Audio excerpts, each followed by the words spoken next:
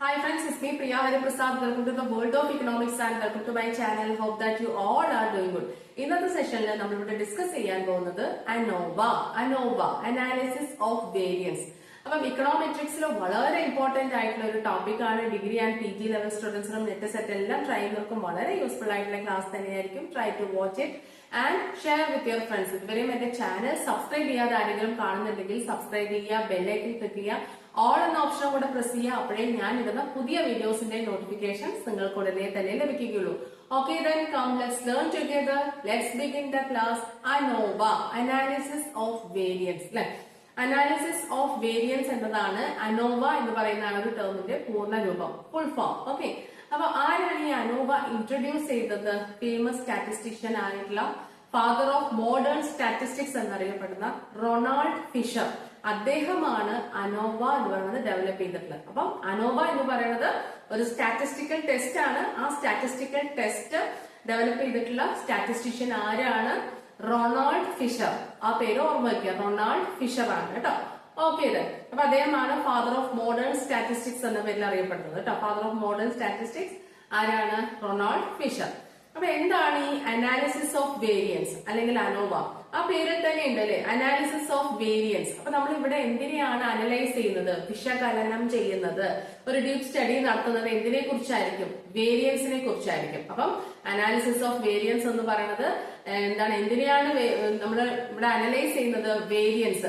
നമുക്ക് കുറെ different groups of data തരികയാണ്, അതായത് മീനിന്റെ കുറെ ഗ്രൂപ്പ്സ് തരികയാണെന്ന് വിചാരിക്കുക. അപ്പൊ അതിൽ വേരിയൻസ് ഉണ്ടാവുമല്ലോ.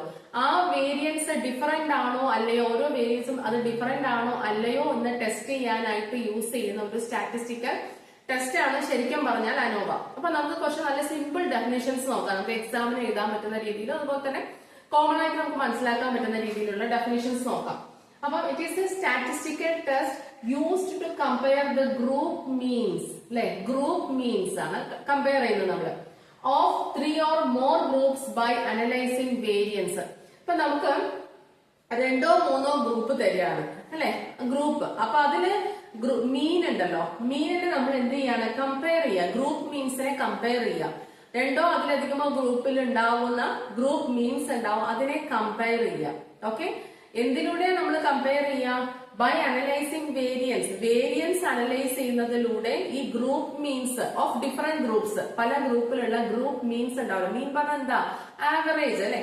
അതിനെ കമ്പയർ ചെയ്യാനായിട്ട് യൂസ് ചെയ്യുന്ന ഒരു സ്റ്റാറ്റിസ്റ്റിക്കൽ ടെസ്റ്റ് ആണ് എന്തെന്ന് പറയുന്നത്? അനാലിസിസ് ഓഫ് വേരിയൻസ് അല്ലെങ്കിൽ അനോവ എന്ന് പറയുന്നത്. ഓക്കെ, അപ്പം statistical test used to compare the group means of 3 or more groups. 3 or അതിലധികമോ ഗ്രൂപ്പ്സ് ഉണ്ടാവുമല്ലോ, അതിലെ ഗ്രൂപ്പ് മീനിനെ കമ്പയർ ചെയ്യാനായിട്ട് യൂസ് ചെയ്യുന്ന സ്റ്റാറ്റിസ്റ്റിക്കൽ ടെസ്റ്റ് ആണ്. എങ്ങനെ കമ്പയർ ചെയ്യുന്നു? That is very important. By analysing variance. Variance compare ചെയ്തുകൊണ്ടാണ് നമ്മളിത് ഈ ഗ്രൂപ്പ് മീൻസ് എങ്ങനെ കമ്പയർ ചെയ്യുന്നത്. മനസ്സിലായില്ലേ? Of different groups. ഓക്കെ, അപ്പം it is a statistical test used to compare group means of 3 or more groups by analysing variance. Okay, then എന്നിട്ട് നമ്മൾ എന്തിനു വേണ്ടിയിട്ട് ഇങ്ങനെ ഗ്രൂപ്പ് മീൻസ് കമ്പയർ ചെയ്യുന്നു? എന്തിനാണ് കമ്പയർ ചെയ്യുന്നത്? The means are significantly different from each other. ഓരോ മീനും എന്താ പറയാ, ഓരോ ഗ്രൂപ്പിലും മീൻസ് ഉണ്ടാവുമല്ലോ, അതെല്ലാം ഡിഫറെന്റ് ആണോ എന്ന് നമ്മൾ മനസ്സിലാക്കാൻ വേണ്ടിയിട്ടാണ്, അത് ഫൈൻഡ് ഔട്ട് ചെയ്യാൻ വേണ്ടിയിട്ടാണ് നമ്മൾ ഈ ടെസ്റ്റ് അനാലിസിസ് ഓഫ് വേരിയൻസ് എന്ന് പറയുന്ന ടെസ്റ്റ് യൂസ് ചെയ്യുന്നത്. അപ്പൊ എന്തിനു വേണ്ടി നമ്മൾ കമ്പയർ ചെയ്യണമെന്ന് ചോദിച്ചു കഴിഞ്ഞാല്, ഓരോ ഗ്രൂപ്പിലുള്ള ഒരു മീൻ ഉണ്ടാവുമല്ലോ, ഈ മീനെല്ലാം എങ്ങനെയാണ് ഡിഫറെന്റ് ഫ്രം ഈച്ച് അതർ ആണോ അല്ലയോ എന്നുള്ളത് ചെക്ക് ചെയ്യാനായിട്ട് നമുക്ക് അതിനു വേണ്ടിയിട്ടാണ് നമ്മൾ ഈ അനോവ എന്ന് പറയുന്ന ഈ സ്റ്റാറ്റിസ്റ്റിക്കൽ ടെസ്റ്റ് യൂസ് ചെയ്യുന്നത്. ഓക്കെ, അപ്പം to see if the means are significantly different from each other. If the means are significantly different from each other, അത് നോക്കാൻ വേണ്ടിയിട്ടാണ് നമ്മൾ, അത് ഫൈൻഡ് ഔട്ട് ചെയ്യാൻ വേണ്ടിയിട്ടാണ് നമ്മൾ ഈ analysis of variance test use ചെയ്യുന്നത്. ഇനി നമുക്ക് അപ്പം റൊണാൾഡ് ഫിഷർ ആണ് കണ്ടുപിടിച്ചത് നമ്മൾ പറഞ്ഞു, ഇൻട്രൊഡ്യൂസ് ചെയ്തത്. അതുപോലെ തന്നെ ഒരു സ്റ്റാറ്റിസ്റ്റിക്കൽ ടെസ്റ്റ് ആണ്, ഗ്രൂപ്പ് മീൻസ് കമ്പയർ ചെയ്യാനുള്ള സ്റ്റാറ്റിസ്റ്റിക്കൽ ടെസ്റ്റ് ആണ്. ഡിഫറെന്റ് ഗ്രൂപ്പ്സിലുള്ള അല്ലെ, പല ഗ്രൂപ്പുകളിലായിട്ട് തന്നിട്ടുള്ള ഗ്രൂപ്പ് മീനുകളെ കമ്പയർ, ആവറേജസിന് അല്ലെ, ആവറേജ് അതിനെ കമ്പയർ ചെയ്യാനായിട്ട് യൂസ് ചെയ്യുന്ന ടെസ്റ്റ് ആണെന്ന് നമ്മൾ പറഞ്ഞു. അത് വേരിയൻസ് അനലൈസ് ചെയ്തുകൊണ്ടാണ്, വേരിയൻസ് വിശകലനം ചെയ്തുകൊണ്ടാണ് നമ്മളത് കണ്ടുപിടിക്കുക. അത് കണ്ടുപിടിക്കുമ്പോൾ നമുക്ക് എന്ത് മനസ്സിലാവും? ഈ ഓരോ ഗ്രൂപ്പ്സും പരസ്പരം എന്താണ് ഡിഫറെന്റ് ആണോ വ്യത്യസ്തമാണോ എന്നുള്ളത് നമുക്ക് മനസ്സിലാക്കാനായിട്ട് കഴിയും. ഇത്രയും കാര്യങ്ങൾ മനസ്സിലായില്ലേ? ഇനി നമുക്ക് അതിന്റെ രണ്ട് ടൈപ്സ് അനോവ ഉണ്ട് അല്ലെ. One way ANOVA and to way ANOVA ഉണ്ട്. വൺ വേ അനോവയിൽ നമ്മൾ ഈ ടെസ്റ്റിന് വേണ്ടി നമ്മൾ ഒരേ ഒരു ഇൻഡിപെൻഡന്റ് വേരിയബിൾ മാത്രമേ യൂസ് ചെയ്തിട്ട് ടെസ്റ്റ് ചെയ്യും. ടു വേ അനോവ എന്ന് പറയുന്ന സമയത്ത് രണ്ട് ഇൻഡിപെൻഡന്റ് വേരിയബിൾസ് യൂസ് ചെയ്തിട്ടായിരിക്കും നമ്മൾ ഈ ടെസ്റ്റ് ചെയ്യുക. ഓക്കെ, അപ്പം വൺ വേ അനോവയില് ഒരു ഇൻഡിപെൻഡന്റ് വേരിയബിൾ മാത്രമേ ഉണ്ടാവും. ടു വേ അനോവയില് ടെസ്റ്റ് ചെയ്യാൻ വേണ്ടി നമ്മൾ രണ്ട് ഇൻഡിപെൻഡന്റ് വേരിയബിൾസ് യൂസ് ചെയ്യും. ഓക്കെ, വൺ വേ അനോവയില് ഒരു ഇൻഡിപെൻഡന്റ് വേരിയബിളും ടു വേ അനോവയില് രണ്ട് ഇൻഡിപെൻഡന്റ് വേരിയബിൾസും യൂസ് ചെയ്തുകൊണ്ടാണ് ടെസ്റ്റ് ചെയ്യുക. ഇത്രയേ ഉള്ളൂ വൺ വേ അനോവയും ടു വേ അനോവയും. ഇനി അനോവയുടെ അസംഷൻസ് നോക്കണ്ടേ. 3 ഇമ്പോർട്ടന്റ് ആയിട്ടുള്ള അസംഷൻസ് ഉണ്ട്. അത് നോർമാലിറ്റി എന്ന് പറഞ്ഞാൽ എറേഴ്സ് നോർമലി ഡിസ്ട്രിബ്യൂട്ടഡ് ആയിരിക്കണം. എറർ ടേംസ് ഉണ്ടല്ലോ, എറർ ടേംസ് റെസിഡ്വൽസ് എന്ന് പറയും കേട്ടോ. എറർ ടേംസിന്റെ വേറൊരു പേരെന്താ പറയാ, റെസിഡ്വൽസ് എന്ന് പറയും. അത് എങ്ങനെയായിരിക്കണം, നോർമലി ഡിസ്ട്രിബ്യൂട്ടഡ് ആയിരിക്കണം ഒന്നാമത്തെ. രണ്ടാമത്തെ എന്ന് പറയുന്നത് ഇൻഡിപെൻഡൻസ്.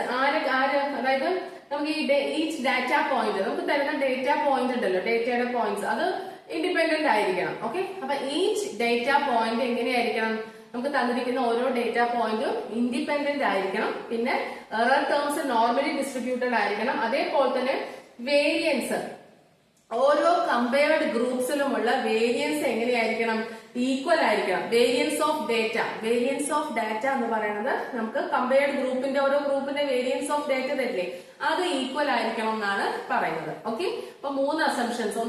ഒന്ന് എന്ന് വെച്ചാൽ അതിന്റെ അർത്ഥം ഈ വേരിയൻസ് ഓഫ് ഡാറ്റ ഈക്വൽ ആയിരിക്കണം പറഞ്ഞാൽ എന്താ അർത്ഥം, ഹോമോസ്കെഡാസ്റ്റിസിറ്റി ആണ് അല്ലെ. വേരിയൻസ് ഈക്വൽ ആയാൽ എന്താണ്, അതിന് നമ്മൾ എന്താ പറയാ, ഹോമോസ്കെഡാസ്റ്റിസിറ്റി എന്നല്ലേ പറയാ ഇക്കണോമെട്രിക്സിൽ. ഓക്കെ, അപ്പൊ 3 കാര്യങ്ങൾ ഓർമ്മ വയ്ക്കുക. ഇൻഡിപെൻഡൻസ് ആണ്, അതായത് ഈച്ച് ഡേറ്റ പോയിന്റ് ഇൻഡിപെൻഡന്റ് ആയിരിക്കണം.